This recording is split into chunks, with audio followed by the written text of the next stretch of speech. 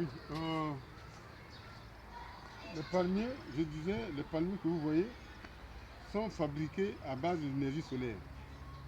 Donc, je, j'applique l'équation, c'est une équation. Chaque plante est une équation.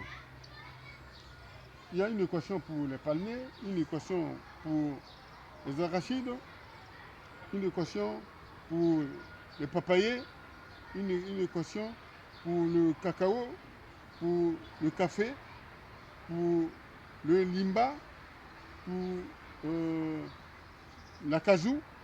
Donc, il y a une équation. Chaque plante de la forêt est une équation et je réalise cette équation pour former l'énergie solaire. Donc, les énergies solaires diffèrent selon la nature du produit. Ici, il s'agit de l'énergie solaire à vocation ou bien, disons, euh, de nature de nature à former les palmiers ou encore une énergie solaire palmérienne s'il faut créer un néologisme ou bien voilà disons un nouveau mot. Et donc ici nous sommes dans la science du vivant. La science du vivant, c'est une science qui consiste comme les sciences liées à l'énergie, pour la plupart, sont, forment la matière inerte ou artificielle. Aujourd'hui, on parle d'intelligence artificielle parce que la science liée à l'énergie forme la matière artificielle. Et aujourd'hui, nous sommes sur la science des énergies renouvelables qui permet de former les énergies renouvelables, disons forestières ou végétales, les énergies renouvelables minières ou les énergies renouvelables animales. Donc, les premiers essais sur les énergies renouvelables végétales donnent ces palmiers que nous avons. Et dans les prochains gisements, nous présenterons soit les boutures ou le café fabriqué à base de l'énergie solaire. Parce qu'il arrivera un temps où certainement qu'avec les phénomènes mondiaux, qu'il n'y ait plus de boutures pour toutes les plantes. Aujourd'hui, nous parlons des espèces rares animales. Il y a aussi des espèces rares végétales. Et quand on y arrive, comment vivre? Est-ce que les gens doivent mourir de faim? À base d'énergie solaire, on peut créer les plantes. Lorsque dans la Bible, on parle de Noé qui est le premier agriculteur du monde, mais qui lui avait donné les boutures? Certes que les premiers hommes aussi pouvaient avoir une intelligence pour créer les plantes à base d'énergie solaire. Nous ne confirmons rien, mais c'est possible. Mais comme cela date près de 6000 ans, et il n'y a pas eu de traces dans l'écriture.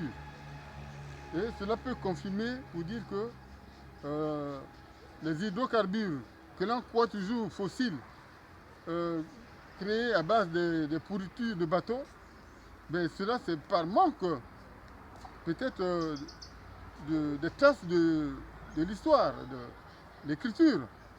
Mais aujourd'hui nous créons ces énergies végétariennes ou végétales et minérales à base d'énergie solaire. C'est possible que les premiers hommes aussi aient fabriqué le pétrole, les hydrocarbures à base d'énergie solaire. C'est possible. Mais nous ne confirmons rien. Mais comme les Occidentaux ont dit que c'est la pourriture des bateaux, c'est la pourriture des eaux, Mais l'Africain, surtout, en particulier, n'a que croire. Mais nous devons désormais aussi regarder la science avec les yeux propres, au lieu de regarder la science avec les yeux des autres. Voilà, aujourd'hui, nous venons de créer ces palmiers depuis le 8 décembre 2018. Il y a eu beaucoup de vidéos. Aujourd'hui, ces palmiers sont en train de grandir. Et un gisement, nous avons dit, un bidon que nous fabriquons pour constituer un gisement produit 418 palmiers. Mais les autres palmiers se sont évadés dans les parcelles voisines. Vous voyez là, partout là, c'est les palmiers. Mais là-bas, on ne peut pas, nous ne pouvons pas comptabiliser pour dire que ça c'est les nôtres. Parce qu'ils se mêlent là. Hein? Ils se mêlent, et tel que vous voyez. Bon, ben voilà. Donc, ça c'est la science du vivant. Et j'ai parlé dans une vidéo de l'agriculture solaire. C'est ça. Cette agriculture pourra certainement, avec l'appui des hommes, des chercheurs, peut prendre d'ampleur. Nous devons enseigner ces techniques nouvelles. Ça, c'est les nouvelles technologies qui permettent de fabriquer le vivant. On peut fabriquer l'animal. Notre corps humain en a besoin. Parce que pour ceux qui ont des insuffisances rénales, il faut aller prendre un rein artificiel placé dans l'homme. Mais on peut faire pousser ce rein à base d'une telle théorie ou qui est la méthode à Magnon. Avec la méthode à Magnon, on peut fabriquer les organes du corps humain.